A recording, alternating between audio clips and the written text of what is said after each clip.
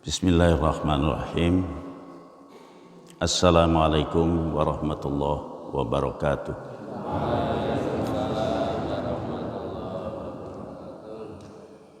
Alhamdulillahilladzi ahyana ba'dama amatana wa ilaihi nusyur. Asyhadu an la ilaha illallah wahdahu la syarikalah wa asyhadu anna Muhammadan abduhu wa rasuluhu la nabiyya ba'dah.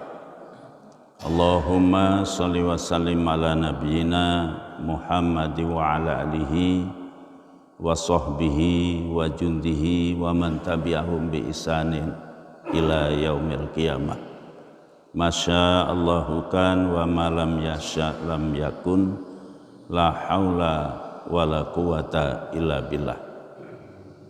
Qala Allah Ta'ala fil Qur'anil Karim, a'udzu billahi minasy syaithanir rajim. Ya ayyuhalladzina amanu taqullaha wal tanzur nafsum ma qaddamat lighad wattaqullaha innallaha khabirum bima ta'malun. Wa la takunu kalladzina nasullaha fa ansahum anfusahum ulaika humul fasiqun. La yastawi ashabun nari wa ashabul jannah. Ashabul jannati humul faizun. Shadaqallahul adzim. Pertama, tentu saja saya khususnya dan kita semuanya harus mengucapkan syukur alhamdulillah. Segala puji bagi Allah. Karena nikmat Allah luar biasa. Setiap pagi kita diajari oleh doa yang diajarkan oleh baginda Nabi. Alhamdulillahilladzi ahyana ba'dama amatana wa ilaihi nusyur. Dalam doa ini mengandung makna satu, diingatkan bahwa hidup itu nikmat. Kalau kita mampu membuka mata kita setiap pagi, itu berarti Allah memberikan sumber segala nikmat, yaitu yang namanya hidup. Leres mboten? Pak Wahyudin duwite kathah. Ning angger ora iso melek, duwite kanggo napa mboten? Ini mboten kanggo. Kula panjenengan sami duwe sawah, duwe kebon, duwe omah, masjid apik, esuk-esuk pada merem kabeh. Ora bisa melek. Bisa dimanfaatkan? Tidak bisa. Jadi kita menikmati hidup itu, menikmati segala macam dunia dan segala kenikmatannya kalau kita hidup.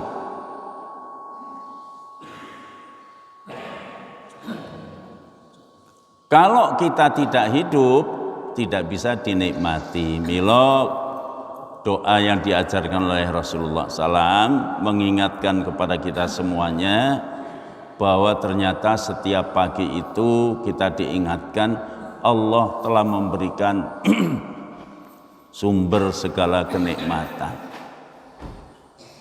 Ini yang pertama. Alhamdulillah. Dan yang kedua, dengan doa ini kita mendapatkan satu pelajaran. Kalau mendapatkan nikmat itu pertama kali sing dieling-eling niku sinten? Yang disebut pertama kali sinten? Gusti Allah. Jadi anggar oleh duit aja sing dieling kalau udut. Biasanya enggak tukang udut kayak gue wengi-wengi oleh nulis duit pirang-pirang sing kelingan udutnya tuku rokok disit. Niku tengrika kita. Kayaknya pada baik. Jadi Allah yang pertama diingat. Artinya kita sadar bahwa nikmat yang kita miliki semuanya adalah memang anugerah Allah. Kita hidup, siapa yang menghidupkan? Kita pintar, siapa yang memberikan kepintaran? Kita piawai, pintar golek duit, siapa yang memberikan kecerdasan, kepintaran? Gusti Allah, semua Allah.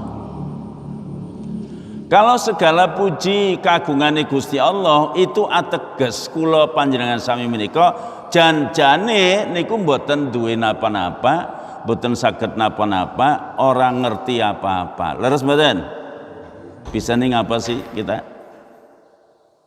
Kalau sekarang hebat, gagah, coba ingat 60 tahun yang lalu, 50 tahun yang lalu, 70 tahun yang lalu waktu kita lahir, bisa ngapa?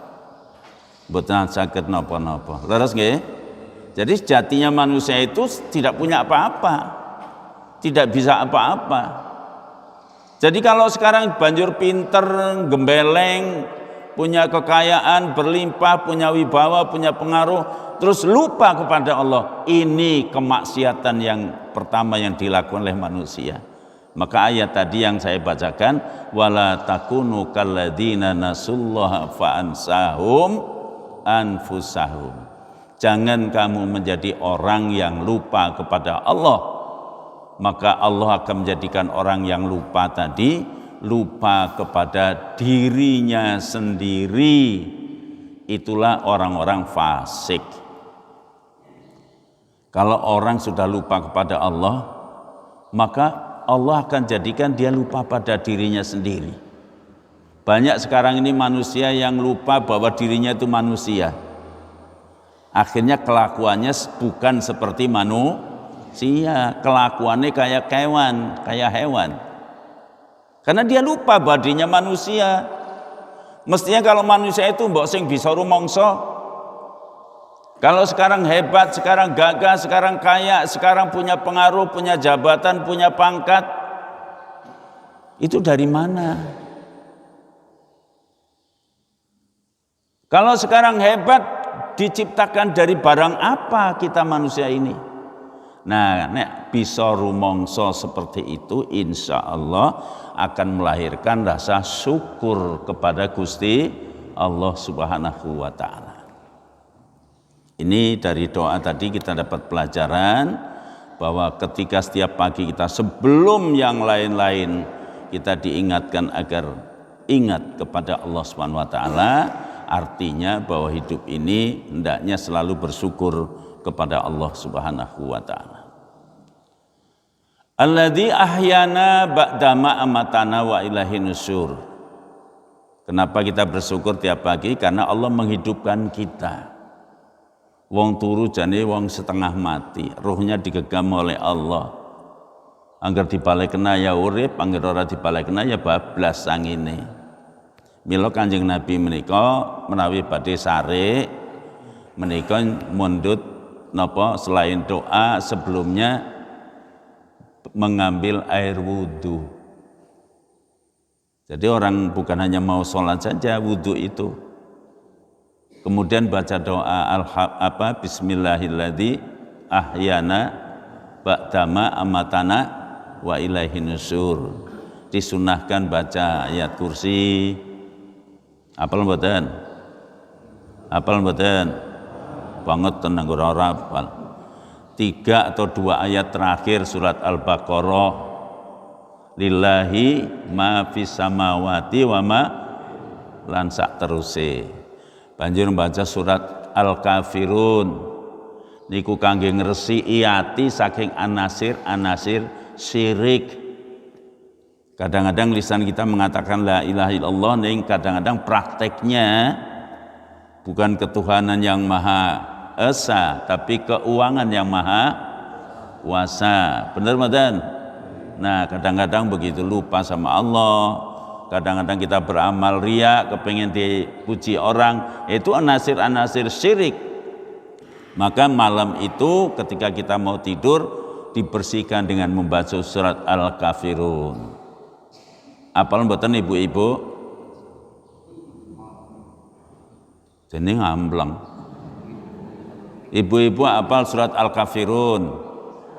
Ya apal, esuk ya Al-Kafirun, subuh, duhur ya Al-Kafirun, asar Al-Kafirun karo kulhu. Ya. Kemudian membaca surat Al-Ikhlas 3 kali. Ini untuk memantapkan tauhid kita. Bahwa tidak ada Tuhan selain Gusti Allah, tempat berlindung, Allah tempat bergantung, Allah tempat meminta. Jangan kita baca kulhu tapi mintanya sama kuburan. Wong kuburane wong Mbah Jlamprong itu wong sakti, wong soleh. Tidak ada kuburan bisa memberikan sesuatu. Yang bisa tempat kita meminta hanya kepada Allah, tidak kepada yang lain. Ini diingatkan bahwa kita sudah dihidupkan berarti diberikan nikmat dari kematian. Yang kemudian dalam doa itu wa ilaihin nusyur, dan kepadanya, kepada Allah nanti kita akan dihimpun kembali kepada Allah SWT. Dari doa ini kita dapat pelajaran. Sehebat apapun kita malang melintang di dunia ini, ujungnya pasti akan berakhir dengan kematian dan kita akan dihimpun di hadapan Allah, punya tanggung jawab. Pejabat mati napa mboten? Orang kaya, orang miskin, raja-raja, jadi siapa gue? Dedi Soleman, Ibati Renyong ay. Semua akan mati. Kita sudah tahu bahwa hidup ini akan mati. Tapi kadang-kadang kita lupa persiapannya. Arep dadi pengantin persiapan mboten? Serius mboten? Serius banget. Golet ya pahal ya ngode ya apa, pokoknya golet duit untuk persiapan hari pengantin. Arep lebaran persiapan mboten? Ya persiapan. Mau jadi sarjana persiapan mboten? Persiapannya lama, bertahun-tahun sekolah, enggak dinamangkan sekolah. Sepertiga usianya untuk mendapatkan ijazah sarjana. Karena memang perlu. Tapi kita tahu bahwa kita mau mati, persiapannya kurang maksimal. Bener napa bener? Nah, karepe si dawa umure terus, hayalannya panjang. Wis mambu lemah kaya kudune kepinginnya kaya wong nom. Pinginnya duitnya tambah maning. Karepe sawah ya tambah. Hayalannya ke depan terus, padahal kita ini sudah menjelang kematian. Usia umatku kata Nabi sekitar 60 sampai 70. Di sing wis meh gue. Ya, walaupun itu maksimal ya. Bahkan kalaupun ada lebih ya sedikit, tidak semua orang. Kebanyakan sekitar 50, 60, 70 itu sudah memang waktunya ibarat srengenge ke tenggelam. Sebentar. Mikiri 50 tahun, 20 tahun, jangan ke depan melihatnya. Tapi lihat yang sudah kita lewati. Zaman reformasi tahun pinten, Pak? 90? 7 apa 8? 98 aja bener nyong 98. Udah berapa tahun? 98 sekarang 2022, 24 tahun. Rasanya kayak baru kemarin. Jadi kita ini hidupnya sebentar sekali. Apalagi kalau dibandingkan hari-hari di akhirat. Satu hari akhirat itu 1000 tahun di dunia. Langgar umure 100 tahun bae mung 1/10 dina. Angger 1/10 dina kowe mung 24 jam, berarti 2 jam 2,4 jam. Itu kalau 100 tahun. Angger nganti tekan sewidak ya paling ya sekitar 2 jaman lah. 2 jam bae diwagi 3, bocah nganti dewasa. 20 tahun 20 tahun sampai 40 tahun dewasa. Tua udah sewidak tahun, mulai 40 tahun sampai sewidak wis rampung. Angger sing diwe lebih ya jenenge UB, usia bonus. Sekitar itu. Oleh karenanya perlu persiapan. Bapak Ibu, saudara-saudara sekalian yang saya hormati, lalu apa kita yang harus kita kerjakan di dunia ini? Gusti Kanjeng Nabi itu ngendikake kun fid dunya ka annaka gharibun au abiru sabilin. Dadiya sira iku ana ing donya kaya dene wong ana ing paran. Sebagai musafir. Asa ado-ado wong mlaku ya bali napa mboten? Bali nang omahe dhewek apa bali ngene wong? Bali nang omahe dhewek, kembali ke kampung halamannya. Kemanapun juga. Nah, orang merantau ini kalau merantau yang benar mesti ngerti tujuannya kemana. Hari ini ketika manusia banyak lupa kepada Allah, nggak ngerti kemana tujuan hidup yang hendak dicapai. Apa hidup itu? Banyak definisinya. Hidup itu senang-senang. Hidup itu banyak uang. Hidup itu puaskan diri. Kapan maning anggar rezeki puas-puaskan di hidup ini. Waktu muda katanya mumpung masih muda. Barang wis tua dielingaken lah mumpung isih urip. Terus menerus. Karena dia nggak ngerti tujuan hidup ini. Maka ada 3 hal kita sebagai orang beriman, keuntungan, hal yang sangat prinsipil yang diberikan oleh orang-orang yang beriman kepada Allah Subhanahu wa taala. Ahamiyatu ma'rifatillah. Urgensi orang yang iman kepada Allah, makrifat kepada Allah.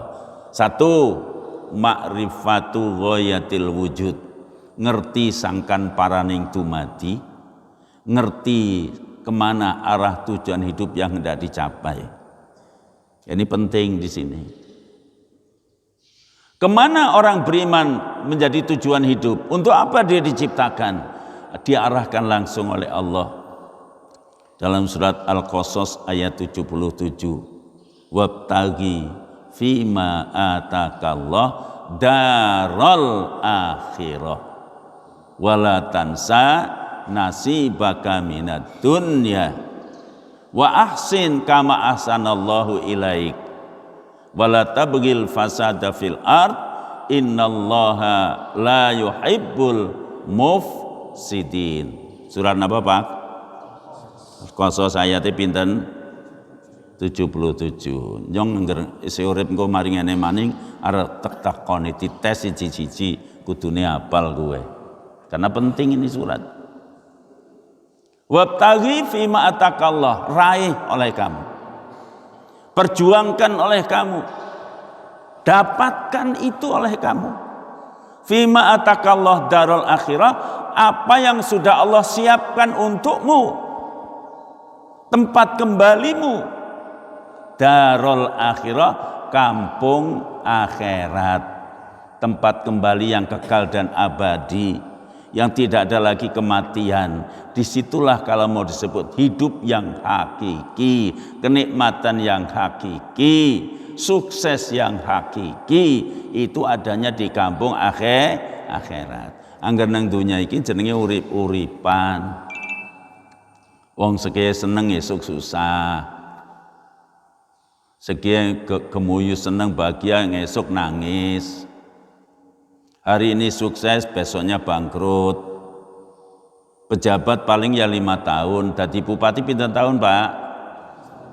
5 tahun. Angger ora konangan KPK. Konangan ya orang nganti 5 tahun. Dadi presiden pinten tahun? 10 tahun lah. Jokowi 10 tahun. Kowe BRP maning arep tanduk maning kudune 5 tahun maning. Gua ngurus 5 tahunnya maning jaluk maning. Inilah kenikmatan yang semu. Orang duit susah. Kakean duit susah apa? Ya seneng ya. Kakean duit ya seneng, tapi bingung mbok orang ngerti takon karo Pak Wahyudin iku, Pak Kajine. Jadi hidup ini bukan sebenarnya. Wong kenikmatan itu dibatasi oleh keterbatasan kok. Mangan bakso semangkok ya enak, angger mangkok semangkok maning ya wis ora kepenak, ora enak. Tambahi maning semangkok maning. Maune enak dadi nek. Tambahi maning kon mangan maning patang mangkok mono angger ora mlukok ora mutah dadi nglarak jadi larang. Kenikmatan yang sama, jenis barangnya sama, yang masak sama, berbeda karena kenikmatan bukan kenikmatan yang sebenarnya. Oleh Al-Qur'an sebutnya mataul ghurur, kesenangan yang sedikit tapi bisa memperdayakan. Maka Allah yang Maha Pengasih Penyayang ngerti supaya manusia itu jangan mengambil yang sementara, ambillah yang kekal dan abadi. Wabtaghi fima atakallah daral akhirah. Sana tujuan hidup itu. Karenanya kita sekarang ini sedang mengukir prestasi. Bagaimana kebahagiaan di akhirat tergantung upaya kita di dunia. Sebab apa yang kita amalkan, apa yang kita kerjakan, sebenarnya kita sedang menanam ad-dunya mazra'atul akhirah. Angger nandure pari thukulin apa? Pari. Nandure jeruk panene jeruk. Angger nandur eri pohon yang berduri, tumbuhnya pohon yang berduri. Jadi apa yang kita lakukan, kebahagiaan nanti di akhirat tergantung amal kita di sini. Sapa nandur? Sapa gawe? Sapa gawe? Nganggo, wong Jawa kok lali. Sapa nyilih? Balekake. Ngunduh waing pakerti, itu yang akan kita dapatkan. Maka di sini diperintah kita beramal, berbuat sebanyak mungkin, mumpung jembar kalangane, mumpung gede rembulane, mumpung masih ada kesempatan kita gunakan untuk berbuat baik, insya Allah. Jadi ini yang diarahkan oleh Allah orang beriman. Wabtaghi fima atakallah daral akhirah. Jadi kalau kita jariah, kalau kita infak, kita zakat, aweh pitulung, kita bersahabat, kita bersaudara, kita berjamaah, kita berjuang, kita amar ma'ruf nahi mungkar, itu sebenarnya bukan untuk orang lain tapi untuk kita sendiri. Maka uang itu jumlahnya 1 juta, kalau diinfakkan 100.000 tinggal berapa? 900. Itu matematika orang-orang sekuler. Makanya kalau itu yang dipakai tekor, yang tong duitnya nyong, dadi kelong, itu matematikanya orang sekuler. Tapi kalau matematikanya yang disebut dalam Al-Quran, surat Al-Baqarah ayat 271 atau 61, dia seperti pohon yang bercabang, 1 bulir yang kita tanam itu akan bercabang menjadi 7 cabangnya. Setiap cabang berbuah 100, jadi berapa? 700. Coba sekarang hitung, kalau uang 1 juta diinfakkan, dijariahkan 100, sama dengan berapa? 900 plus 100.000 kali 700. Piro Pak? Ayo. Mana yang guru matematika mana? 70 juta 900 rupiah. Benar? Benar apa kiai yang kok ngelomboni kowe? Jadi tidak ada yang tekornya. Bangun masjid ini Masya Allah, sebanyak orang yang sholat, sebanyak orang baca Quran di sini, pahalanya akan mengalir kepada kita. Mudah-mudahan masjid ini untuk bukan hanya puluhan tahun, ratusan tahun, anak cucu nanti kita yang terus digunakan. Ini jariah kekayaan luar biasa. Makanya kalau disuruh pada kebaikan, ingat, oh iya tempat kembali itu akhirat, bukan di dunia. Dunia sebentar. Wong 60 tahun, ingat 60 tahun dumiane si cilik bekaya kaya rasane nembe kaya wingi. Sebentar. Makanya syukur kita kepada Allah, jadi orang beriman diarahkan hidup ini. Kesanalah orang beriman itu larinya, endingnya kehidupan. Sangkan paraning dumadi kemana? Ridha Allah. Kemudian yang kedua, sa'atul haya. Jiwanya lapang. Orang beriman itu jiwanya lapang. Karena semua disandarkan kepada Allah. Hasbunallah wa ni'mal wakil. Ni'mal maula wa ni'man nasir. Semua hidup ini sudah diatur oleh Allah, didapuk macam-macam. Ono sing sugih, ono sing larat. Rezeki itu tidak pernah kemana-mana. Kalau orang kaya apakah pasti dia disebut sebagai orang mulia? Kemudian orang miskin itu orang yang dihinakan Allah? Bukan. Apakah kalau orang pintar itu mesti menjadi orang yang suci, orang yang mulia di sisi Allah? Belum tentu. Apakah kalau orang bodoh itu kemudian dihinakan oleh Allah menjadi orang bodoh, orang cacat, orang melarat? Bukan. Itu cuma ujian. Wa nabluukum bisyarri wal khairi fitnah.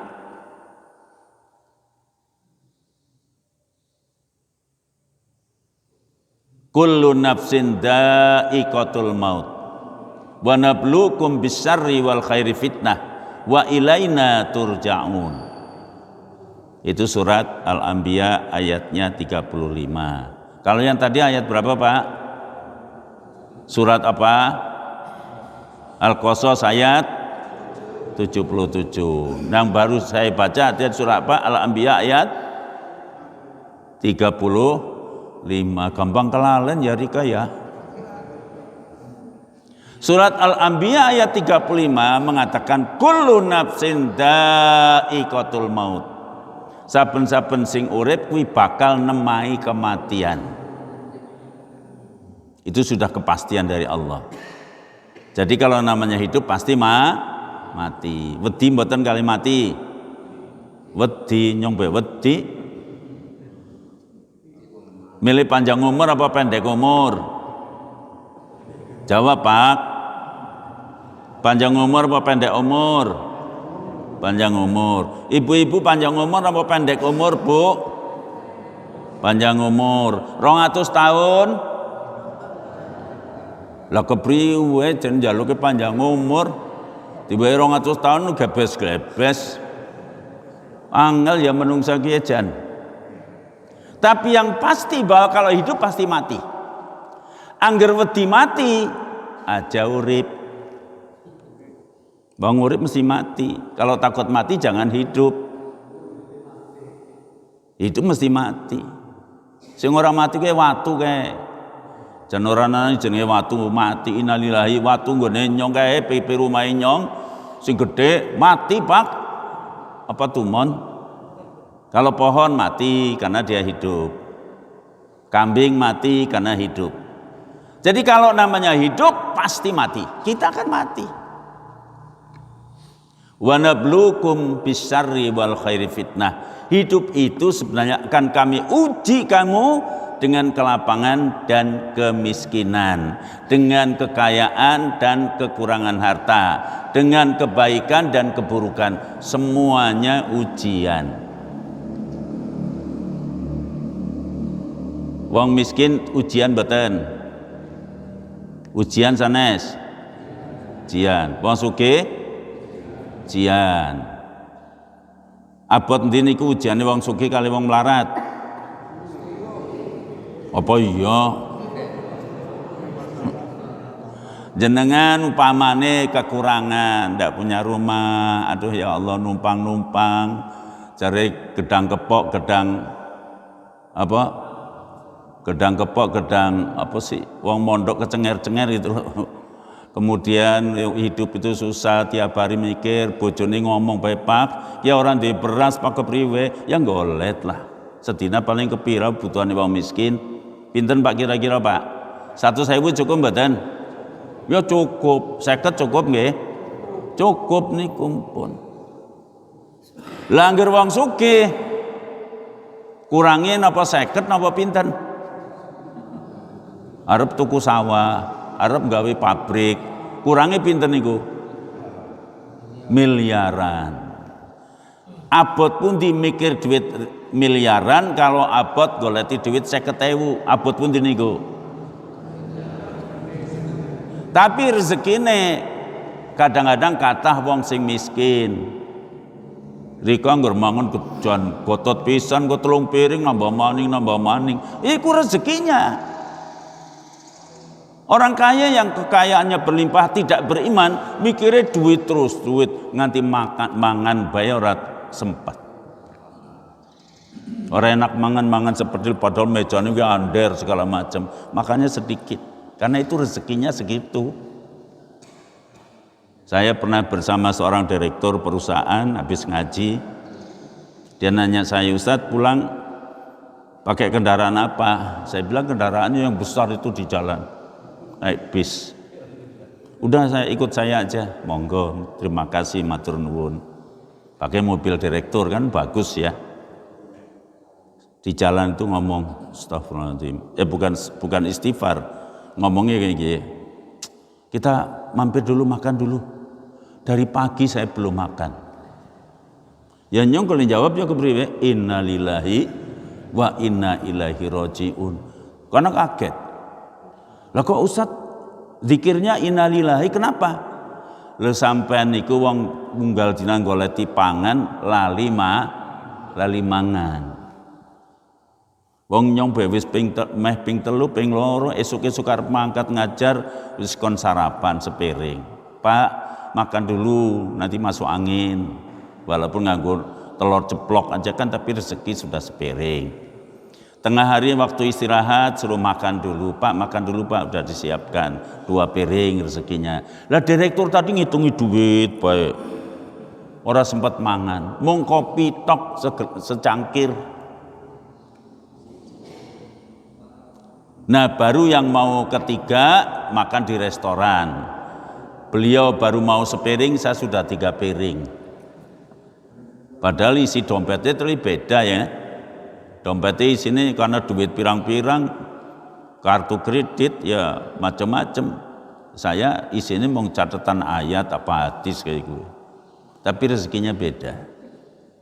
Nah jadi ujian orang miskin sebenarnya kalau dia beriman itu setiap susah nelangsa arep badhe orang duwe duit ya ramane ngana lah golek duit mari ngendi kasap apa kepriwe ya arep badhe mas orang duwe duit mangkat nyambut gawe mbuh mari ngendi ora bali-bali nganti 2 minggu wong dapuane wong miskin ulih mung semending diweken bojone, Bu, nggih wong nyong wis nyambut gawe ora bali nganti lembur-lembur direwangi mengulih semene semending. Lah ibu sing sholihah kuwi duwe ditampani. Ucapane napa? Alhamdulillah, Pak. Semendinga kae iki jenenge rezeki, muga-muga berkah. Digawa maring pasar duwite deleng kiye klambi 1.000, deleng sendal 30.000. Arep tuku beras engko ora ketuku daging. Tuku daging ora ketuku beras. Tuku katok ora ketuku klambi. Tuku klambi ora katokan. Nelangsa. Tuh, ini ujiannya orang miskin nih. Berbesmili itu Gusti Allah, ya Allah, gua anakku pada orang ngaku klambi anyar kayak gini, nelangsa. Tapi kalau dia iman kepada Allah, ya do Gusti Allah paringano kesabaran, itu nelangsanya itu pahalanya jauh lebih besar daripada yang diberikan pada orang kaya. Nah sekarang ini orang miskin, jadi susahnya, nangisnya, nelangsanya, kekurangannya itu oleh Allah menghapus dosa. Paham? Paham? Jadi Gusti Allah itu bukan karena menghina. Nah sekarang ujiannya orang kaya. Ini mesti Pak Wahyu dikaji Wahyudi sing nerangaken kudune. Emang orang kaya diuji. Pak diuji mboten? Ujiannya enten apa mboten? Pirang-pirang ya malah ya. Ujiannya orang kaya itu Masya Allah. Makin kaya biasanya makin eman-eman. Tapi Pak Mahyudin alhamdulillah diuji kaya, makin loman, makin dermawan. makin banyak sujudnya. Orang lain belum tahajud, beliau sudah tahajud. Orang lain datang kemudian dia Masya Allah. Itu ujiannya orang kaya. Maka orang kaya yang lulus itu sedikit. Sehingga Gusti Kanjeng Nabi ngendikaken di surga itu kaplingnya lebih banyak orang miskin dibanding orang kaya. Sedikit orang kaya. Karena abotnya ujiannya wong sugih. Pertanyaan saya, panjenengan milih diuji wong dadi wong sugih apa dadi wong melarat? Hah? Loh, ibu-ibu milih sugih. Ini saya ulang lagi nih. Di surga, kapling surga itu kebanyakan orang susah, orang miskin, sedikit orang kaya. Bukan orang kaya nggak masuk surga, tapi sedikit karena ujiannya berat. Pertanyaannya dijawab yang mantep nggih. Sampean milih ujian wong sugih apa wong melarat? Aduh ya Allah. Nih, milihnya mesti yang benar, jangan hanya sugihnya tok. Sing sugih ahli surga itu insya Allah. Mudah-mudahan Pak Mahyudin jadi orang kaya yang ahli surga, jariahnya banyak insya Allah. Jadi itu, kalaupun miskin ahli surga, gak usah pusing hidup ini. Makanya itulah saatul haya, jiwanya lapang. Orang beriman itu tidak pernah susah karena dunia, serahkan kepada Allah. Rezeki sudah diatur oleh Allah. Dapat banyak syukur, dapat sedikit sabar. Penghuni surga itu ada dua sifatnya, syukur dan sabar. Dan yang ketiga, as-sa'yu ila mardatillah. Urip kuwi ngeprih ridane Gusti Allah. Nah, ini kan jarang dikaji ya. Hidup itu bagaimana kita mencari ridhone Gusti Allah. Dadi wong melarat. Hidup itu dinamikanya, kerja kita, susah kita ingin mendapat ridho Allah. Sing sugih bandane digunakan bagaimana caranya supaya kita bisa mendapatkan ridho Allah. Yang punya ilmunya digunakan bagaimana saya beramal supaya mendapatkan ridho Allah. Selesai hidup ini insya Allah. Akhirnya mari kita sama-sama berdoa pagi dengan zikir-zikir pagi yang diajarkan oleh Rasulullah SAW. Pertama, Sayyidul Istighfar. Apal nggih? Apal, alhamdulillah. Duwe dosa mboten? Duwe dosa napa mboten? Akeh apa semending? Ayo kita baca Sayyidul Istighfar, kemudian zikir-zikir yang lain. Sama-sama. Bismillahirrahmanirrahim. Allahumma anta rabbi la ilaha illa anta khalaqtani wa ana abduka wa ana ala ahdika wa wa'dika mastata'tu a'udzubika min syarri ma sana'tu abu'u laka bi ni'matika alayya wa abu'u bi dzambi faghfirli fa innahu la yaghfiru dzunuba illa anta. Keratuning istighfar niku Sayyidul Istighfar, minimal dibaca rutin pagi dan sore, terutama mau tidur itu kita baca supaya dosa kita diampuni. Yang kedua, kita mohon perlindungan, jaminan keselamatan dari Allah. Kita baca 3 kali. Bismillahilladzi la yadurru ma'asmihi syai'un fil ardi wala fis sama wa huwas samiul alim. Bismillahilladzi la yadurru ma'asmihi syai'un fil ardi wala fis sama wa huwas samiul alim. Bismillahilladzi la yadurru ma'asmihi syai'un fil ardi wala fis sama wa huwas samiul alim. Allahumma bika asbahna wa bika amsayna wa bika nahya wa bika namut wa ilaihi nusyur. Raditu billahi robba wa bil islami dina wa bi Muhammadin nabiyya wa rasulah. Wal afu minkum, mohon maaf segala kekurangan kekeliruan. Wabillahi taufik wal hidayah. Wassalamualaikum warahmatullahi wabarakatuh.